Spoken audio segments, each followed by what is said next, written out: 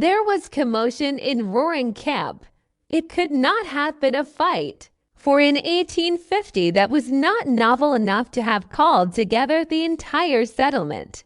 The ditches and claims were not only deserted, but Tuttle's grocery had contributed its gamblers, who, it will be remembered, calmly continued their game the day that French Pete and Kanaka Joe shot each other to death over the bar in the front room.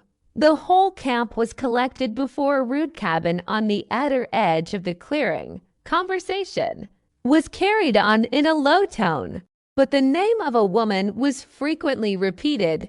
It was a name familiar enough in the camp. Cherokee Sal. Perhaps the less said of her the better. She was a coarse and, it is to be feared, a very sinful woman. But at that time she was the only woman in Roaring Camp, and was just then lying in sore extremity, when she most needed the ministration of her own sex. Dissolute, abandoned, and irreclaimable, she was yet suffering a martyrdom hard enough to bear even when veiled by sympathizing womanhood, but now terrible in her loneliness. The primal curse had come to her in that original isolation which must have made the punishment of the first transgression so dreadful. It was, perhaps, part of the expiation of her sin that, at a moment when she most lacked her sex's intuitive tenderness and care, she met only the half-contemptuous faces of her masculine associates. Yet a few of the spectators were, I think, touched by her sufferings. Sandy Tipton thought it was rough on Sal, and, in the contemplation of her condition, for a moment rose superior to the fact that he had an ace and 2 bowers in his sleeve. It will be seen also that the situation was novel. Deaths were by no means uncommon in Roaring Camp, but a birth was a new thing. People had been dismissed the camp effectively, finally, and with no possibility of return. But this was the first time that anybody had been introduced ab initio, hence the excitement.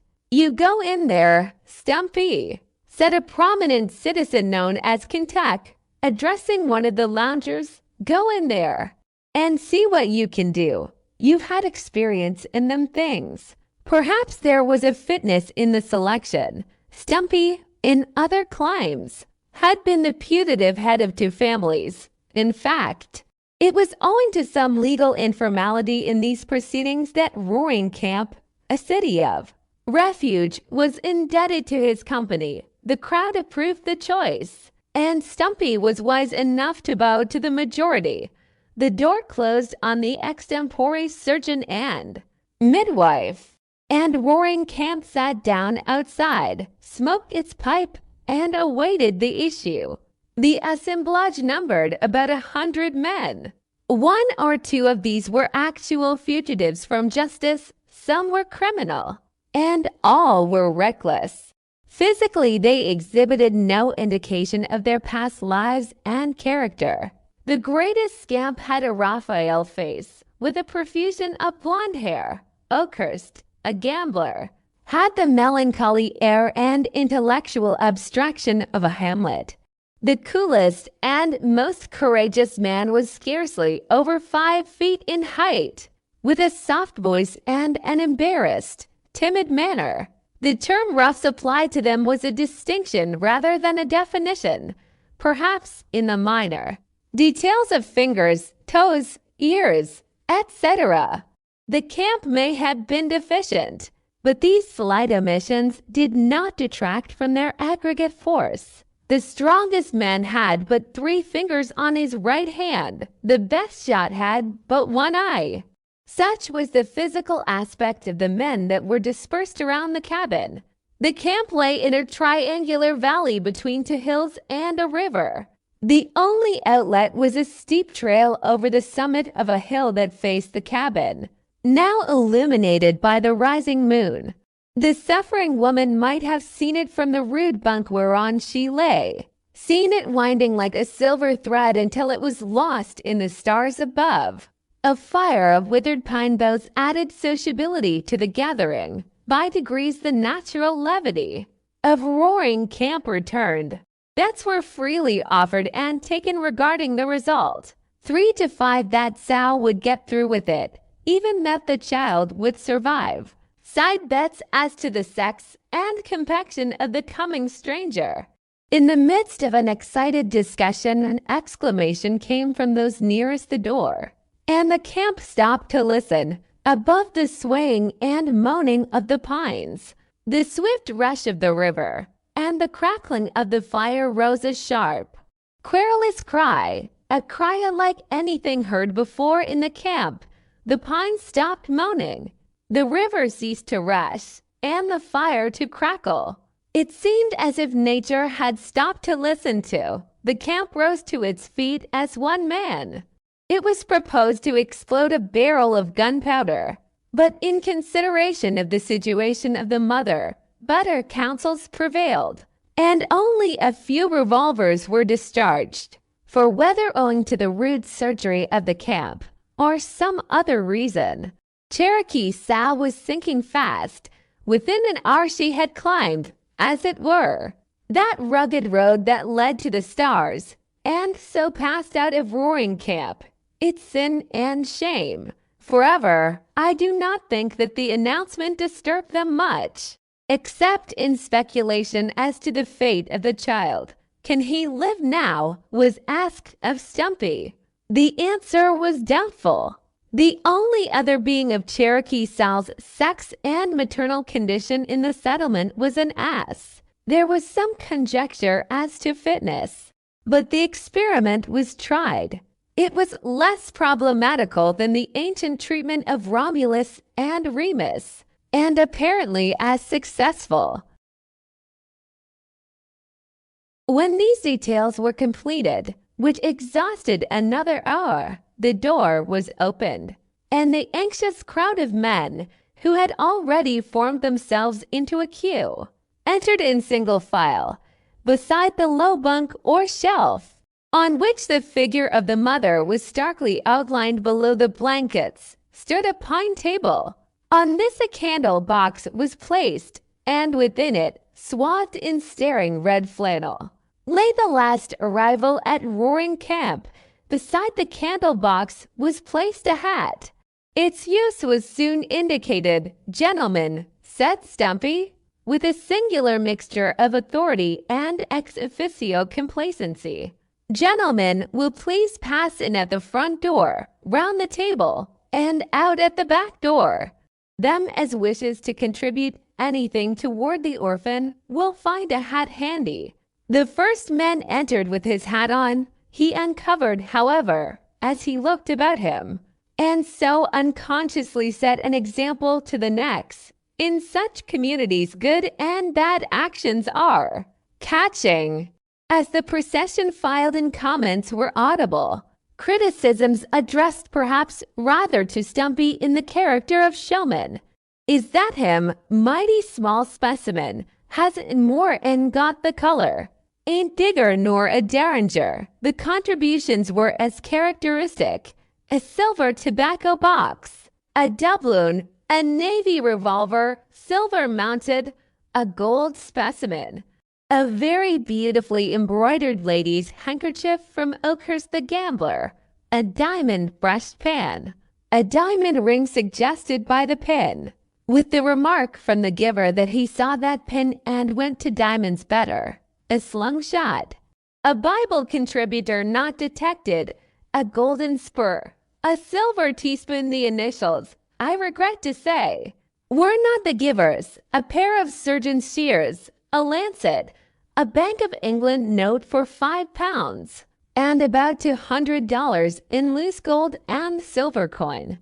During these proceedings, Stumpy maintained a silence as impassive as the dead on his left, a gravity as inscrutable as that of the newly born on his right. Only one incident occurred to break the monotony of the curious procession. As Content bent over the candle box half curiously, the child turned, and, in a spasm of pain, caught at his groping finger. and held it fast for a moment. Kentuck looked foolish and embarrassed. Something like a blush tried to assert itself in his weather-beaten cheek. "The damned little cuss," he said, as he extricated his finger. With perhaps more tenderness and care than he might have been deemed capable of showing, he held that finger a little apart from its fellows as he went out and examined it curiously. The examination provoked the same original remark in regard to the child. In fact, he seemed to enjoy repeating it. "He wrestled with my finger," he remarked to Tipton, holding up the member. "The damned little cuss." It was 4 o'clock before the camp sought repose. A light burnt in the cabin where the watchers sat, for Stumpy did not go to bed that night. Nor did Kentuck. He drank quite freely and related with great gusto his experience, invariably ending with his characteristic condemnation of the newcomer. It seemed to relieve him of any unjust implication of sentiment, and Kentuck had the weaknesses of the nobler sex. When everybody else had gone to bed, he walked down to the river and whistled reflectingly. Then he walked up the gulch past the cabin, still whistling with demonstrative unconcern. At a large redwood tree he paused and retraced his steps, and again passed the cabin. Halfway down to the river's bank he again paused, and then returned and knocked at the door. It was opened by Stumpy. "How goes it?" said Kentuck, looking past Stumpy toward the candle box. "All serene," replied Stumpy. "Anything up?" "Nothing." There was a pause, an embarrassing one, Stumpy still holding the door. Then Kentuck had recourse to his finger, which he held up to Stumpy. "Wrestled with it, the damned little cuss," he said, and retired. The next day Cherokee Sal had such rude sepulture as Roaring Camp afforded.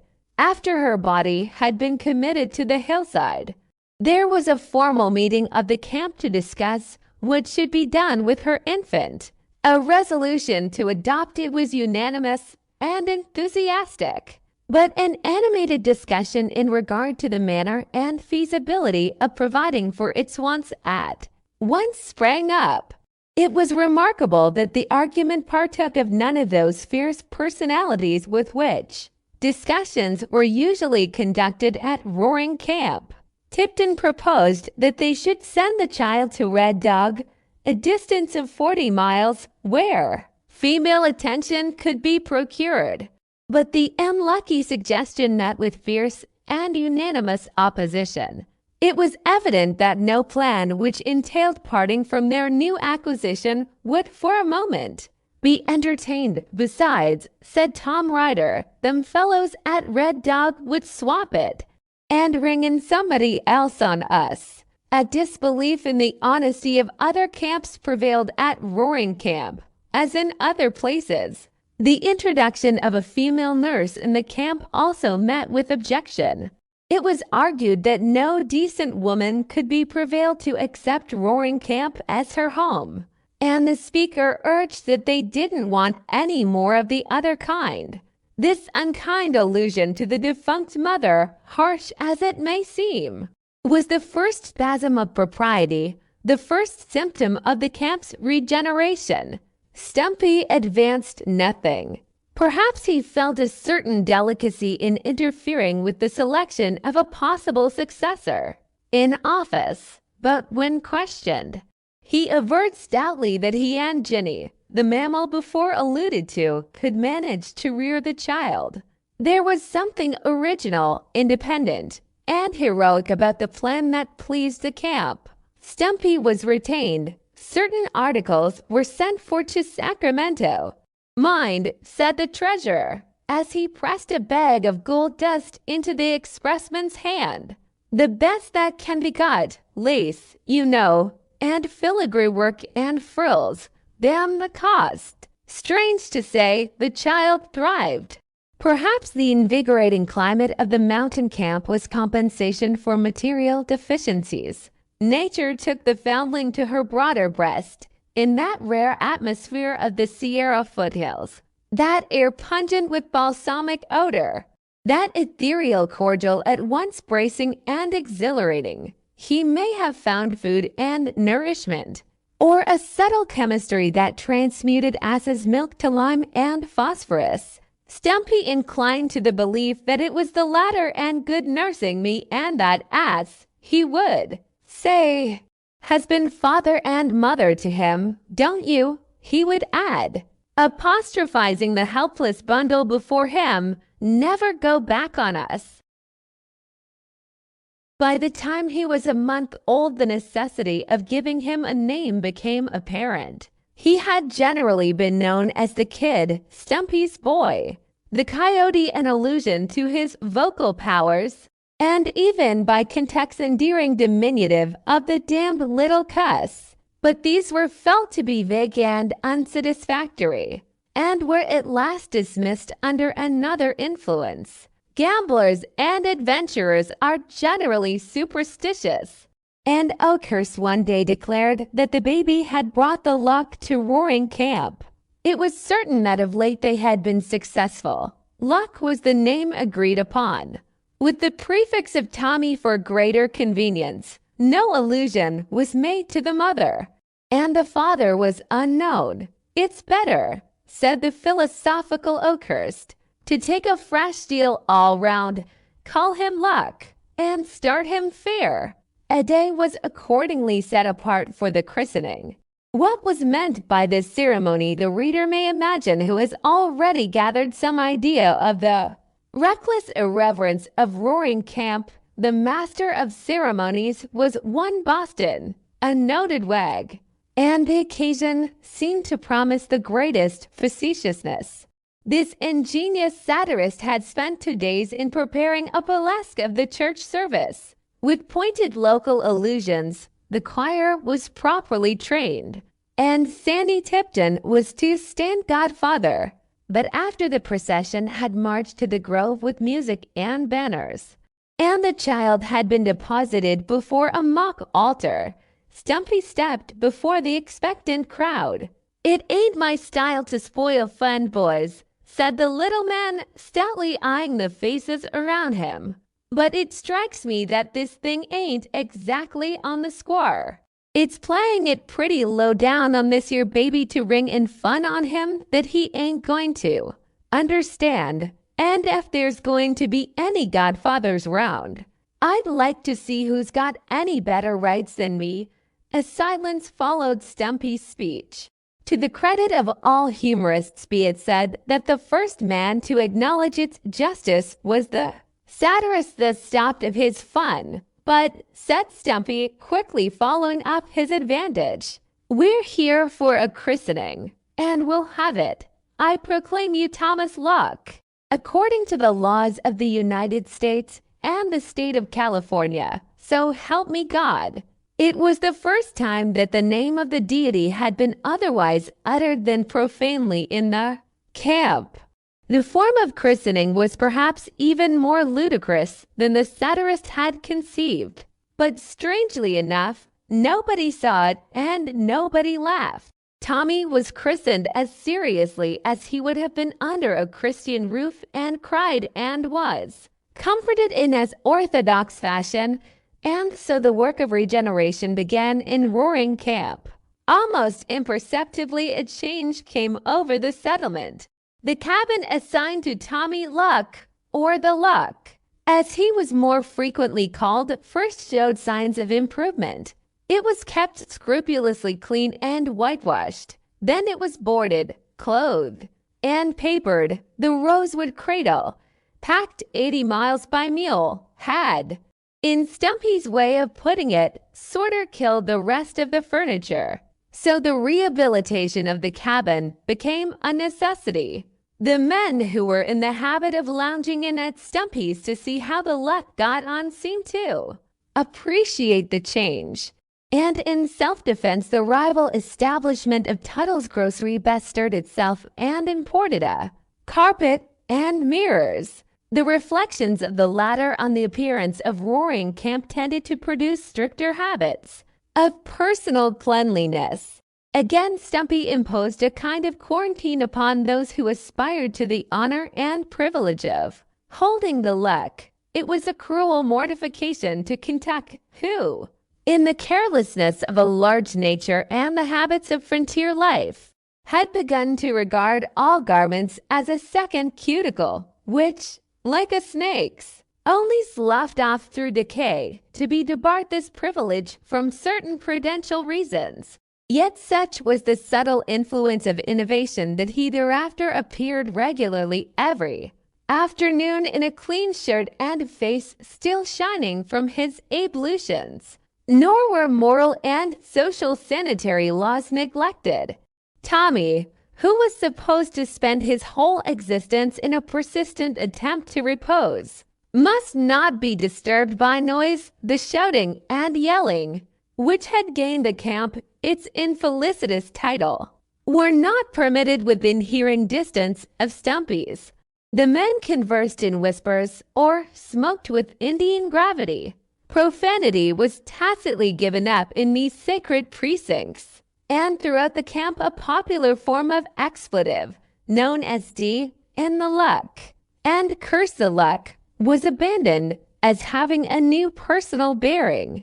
Vocal music was not interdicted, being supposed to have a soothing, tranquilizing quality, and one song, sung by Minot Warjack, an English sailor from Her Majesty's Australian colonies, was quite popular as a lullaby. It was a lugubrious recital of the exploits of the Arethusa, 74 in a muffled minor, ending with a prolonged dying fall at the burden of each verse on art of the Arethusa. It was a fine sight to see Jack holding the luck, rocking from side to side as if with the motion of a ship, and crooning forth this naval ditty, either through the peculiar rocking of Jack or the length of his song.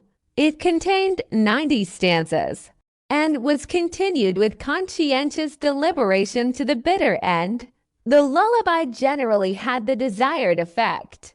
At such times the men would lie at full length under the trees in the soft summer twilight, smoking their pipes and drinking in the melodious utterances.